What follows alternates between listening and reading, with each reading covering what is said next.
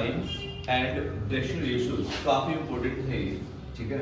जो स्टूडेंट आज नहीं है उनके लिए उनको बता रहा हूँ, ये वीडियो देख लेना।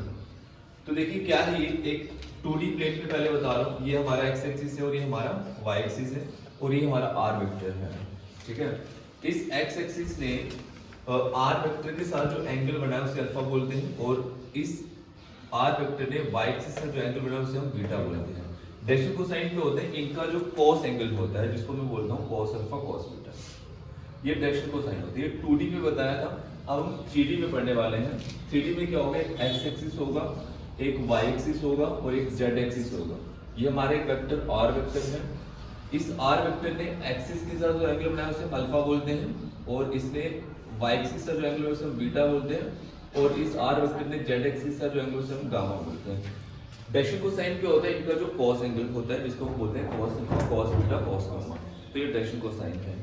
डायरेक्शन कोसाइन को हम रिप्रेजेंट कैसे करते हैं, एल एम एन से रिप्रेजेंट करते हैं। हमने यहाँ लिखा है direction cosine it is represented by L M N, ठीक है।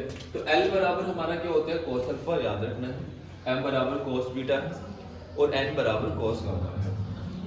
काफी इंपॉर्टेंट है ये।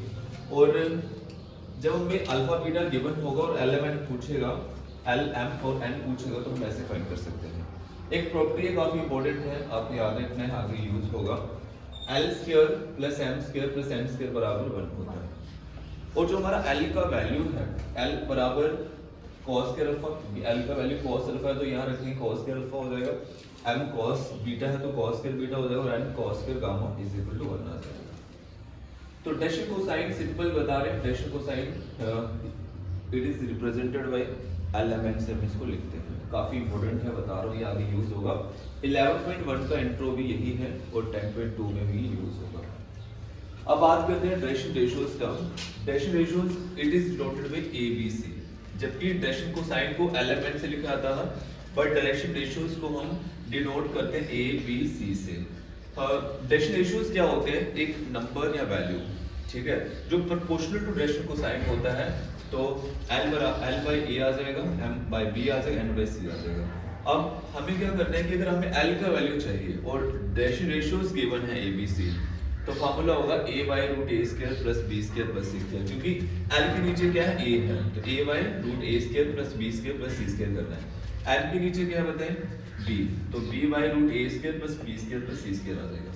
और N के नीचे क्या है, c, तो क्या आ जाएगा, c by root A square plus B square plus C square आ जाएगा। तो देखो ये यूज कैसे करने हैं देख लीजिएगा। एक वेक्टर आपको आर वेक्टर दिया जाएगा, तो आर वेक्टर जो दिया है उसको हम लिखते हैं ए आई कैप, बी जे कैप, सी के कैप।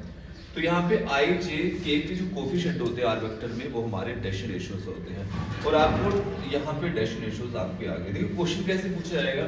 आपको एक वेक्टर दिया है 2i cap 3j cap plus 4k cap और आपसे पूछना है फाइंड डायरेक्शन कोसाइन।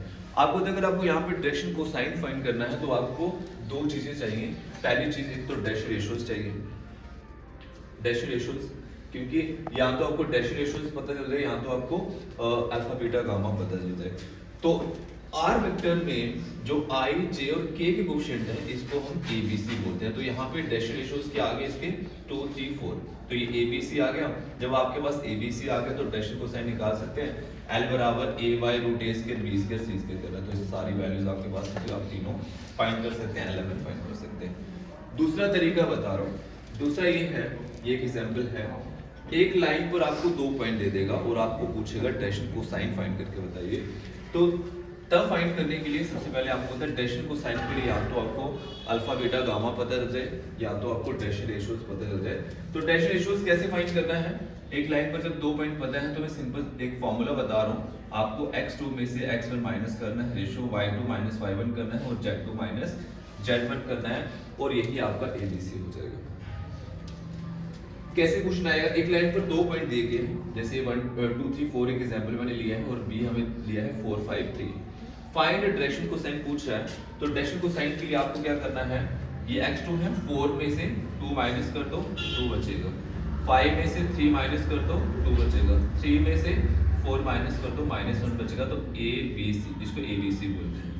ए बी सी आ गया तो डायरेक्शन कोसाइन निकालने का फॉर्मूला एल बराबर ही होता है, एम बराबर ही होता है, नहीं होता, तो एल एम एन आप फाइंड कर सकते हैं बहुत आसान तरीके से।